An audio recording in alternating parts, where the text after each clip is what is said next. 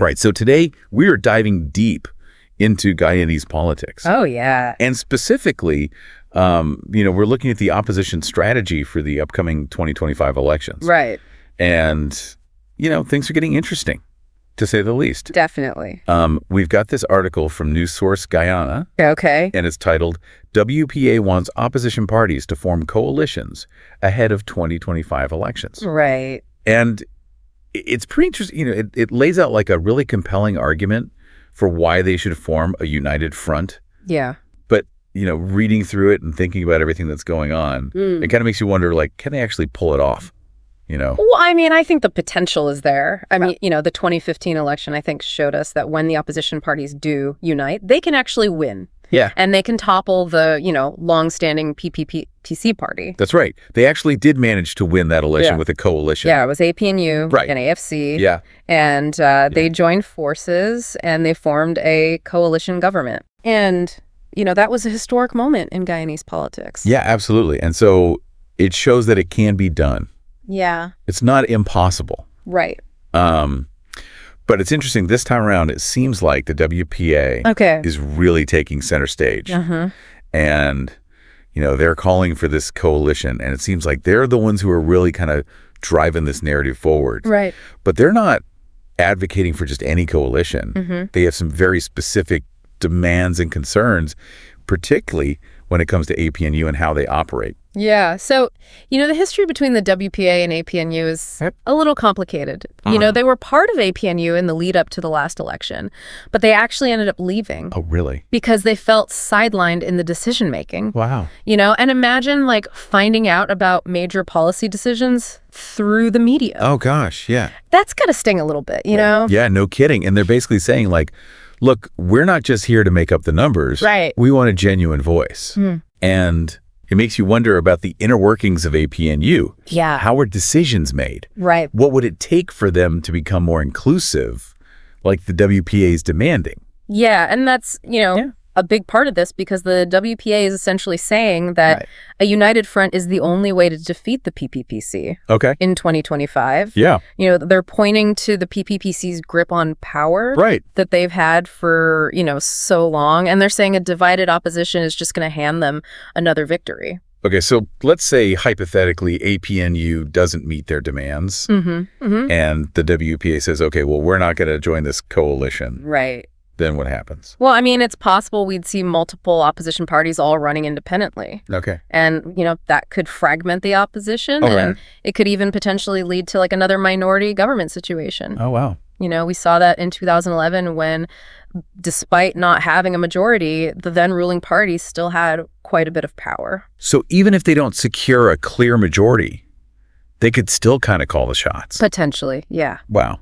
And it raises the stakes for the opposition even higher, you know? Can they afford to be divided knowing that? Right. Or is there just too much pressure to present a united front? Yeah. It's a tough question. And the WPA definitely seems to think that unity is essential. Yeah. But like we said, they're not just demanding a coalition for the sake of having a coalition. Right. They're laying down some pretty clear conditions, especially when it comes to APNU's internal structure. Yeah, they're calling for a more democratic and inclusive APNU. Okay. One where their voice and perspective is valued, you know? Right. And actually, Dr. David Hines, who's a very prominent figure in the WPA, he had a great quote in the article. He said, "We are a party that influences votes through our policies. Yeah. We are not simply looking for a seat." Wow. There's a real sense of conviction there. Yeah. It's like they're saying this isn't just about grabbing power. Yeah. It's about making sure that their vision for Guyana is represented. Yeah. And that's where things get even more interesting. For sure. Because it's not just about their own voting base. Right. They're seen as a party of principle, Yeah. a voice of reason, and, their endorsement carries weight. It does. Particularly among, people who are looking for a genuine alternative to the current political landscape. For sure. So even though they might not be the biggest vote getters, Right. Having them in a coalition could actually sway voters who are looking for something different. Yeah. It's almost like a stamp of approval. Right. Like a signal that this coalition is actually committed to change. That's a great way to put it. So now we've got this situation Yeah. where a relatively small party potentially holds the key Right. to this whole opposition strategy. Yeah. It's fascinating. It is. And their demands for a more democratic and inclusive APNU are adding like a whole other layer of complexity. Absolutely. To this already high-stakes election. Yeah. Makes you wonder, like, what would a reformed APNU actually even look like? Right. Is that even possible, given, the existing power dynamics? Yeah, it's a really good question. Okay, so we've laid out the stakes. We've kind of looked at what could happen if the opposition stays divided. Right.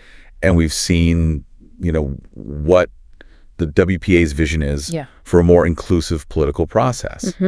So now I think we need to dive even deeper. Okay. And look at, what are the potential roadblocks to unity? Yeah. What specific concessions would APNU need to make? And what would a truly collaborative opposition actually look like in practice? Right. That's what we'll talk about next. I'm excited. Me too. Yeah, it really does feel like we're at this crossroads, with the WPA. Yeah. They're kind of throwing down the gauntlet here, forcing everyone to rethink what a coalition should actually look like. Yeah. But it's interesting because this goes beyond just like political strategy, It speaks to this deeper desire for a more like inclusive and responsive democracy. It's true. And I think what they're essentially saying is, if you want our support, you have got to prove to us that you are serious about a collaborative approach, not just like a power grab, It's not just about winning. Exactly. It's about how you win. Right. And, their demands for a more democratic APNU, it really forces us to consider, okay, what does that even look like in practice? So I think like a good starting point would be to take a look at their decision-making process. Because remember the WPA left APNU last time because they felt like they were constantly being blindsided. Yeah. Like major policy decisions they were finding out after the fact. Right. Sometimes even through the media. Which is kind of crazy when you think about it. Yeah. It's got to be so frustrating. Right. Imagine trying to work with a partner who doesn't even consult you. Exactly. On huge decisions. Right. And then you just read about it in the news. It makes it impossible to really collaborate. Exactly. And so I think like a truly reformed APNU would have to prioritize like transparency and open communication, give smaller parties like the WPA an actual voice in shaping the agenda. No more backroom deals, no more surprises. So basically a whole new level of trust. And willingness to share power that we haven't really seen before in Guyanese politics. Yeah, and I think it would require a pretty significant shift in how APNU operates. So you're saying they'd almost have to restructure? Well, at least a shift in mindset for sure. Okay. Moving away from this top-down approach. Where the bigger party just dictates. Yeah, we decide, you follow. Right, exactly. More like, let's figure this out together. Yeah, that's a big ask, though. It is a big ask. Because political parties, they're competitive. Of course. They want power. It's in their nature, Right. So to set that aside and embrace this radical collaboration, is that even possible? Well, I think that's the million-dollar question. Yeah. And it's a question that goes beyond just this coalition, It really gets at, like, what kind of democracy does Guyana want? Are they content with a single party dominating? Or do they want something more pluralistic? That's a really good question. Something that represents everyone. And the thing is, the WPA isn't just demanding this for themselves. Right. Remember what Dr. Hines said about influencing voters through policies? Exactly. It's not just about having a voice. Yeah. It's about that voice leading to concrete changes. Right. Making a difference in people's lives. Right. So it's like they're not just playing political games. They're actually articulating a vision. For a more just and equitable Guyana. Absolutely. So it's really high stakes. Huge potential for a powerful coalition that could unseat the ruling party. Right. But only if they can figure out these issues of power and control. Right. The WPA wants a more inclusive democratic process. Yeah. And APNU have to decide, do we cling to the old ways? Right. Or do we embrace this new vision for collaboration? It's fascinating. And this is where it gets really interesting because however this plays out, it's going to have huge consequences for the entire country. Of course. A successful coalition that actually embraces these principles of inclusivity and transparency, right, that could have a ripple effect. It could. Throughout Guyanese politics. Absolutely. Set a new standard for how things are done. For sure. But what if it falls apart? Yeah. What if APNU says no to the WPA? Right. Or the negotiations just completely break down? Yeah. What happens to this vision then? Well, then I think we're looking at a very different scenario. Yeah. It's almost like a political thriller. I know. Right? Playing out in real time. Yeah. But the thing is, this goes beyond just like the politicians, you know? Right. It reflects this bigger conversation that's happening within Guyanese society. Absolutely. And this whole tension between unity and inclusion, it resonates way beyond just these political parties. It's like a fundamental question. Yeah. About what kind of democracy do we want? Yeah. Do they want a system where it's just one party that dominates? Or something that actually represents everybody. Something more like pluralistic, you know? And that's what makes the WPA's stance so interesting. Yeah. Because they're not just fighting for a seat at the table. Right. They're fighting for a fundamental shift in how power is shared. Absolutely. How decisions are made. And they're saying we're not okay with just being like a token. Right. We want our voices to be heard. Yeah. Our ideas. Our vision for Guyana. Right. To be reflected in the actual policies.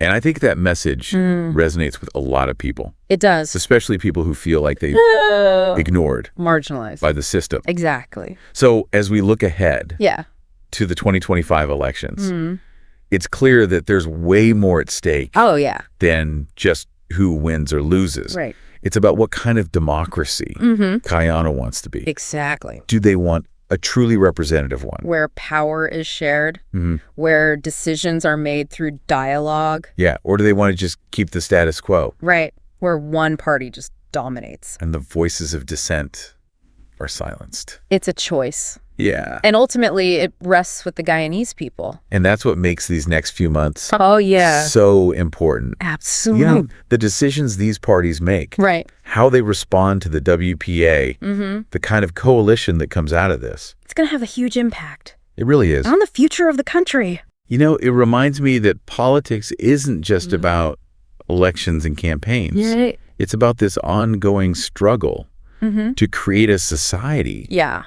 That reflects our values. That's true. And our aspirations. Absolutely. You know, a society that's just equitable. And truly representative. And that requires all of us to participate. It does. It's not enough to just sit back and watch. We all have a role to play. Yeah. So to our listeners out there, I want to leave you with this thought. Okay. What kind of Guyana do you want to see? Right. What are you willing to do? What are you willing to do? To make that happen. To make that vision a reality. Yeah, it's a good question. Keep asking those questions. Yeah. Keep having those conversations. And keep pushing. And keep pushing. For that more just and equitable future. Yeah, because the future isn't something that just happens to us. We create it. We create it together. Yeah, and that's it. For our deep dive into Guyanese politics. It was a good one. We hope this has given you a better understanding of all the complexities, the challenges, and the potential for change. Real change. So keep exploring. Keep learning. And keep diving deep. Until next time. See ya.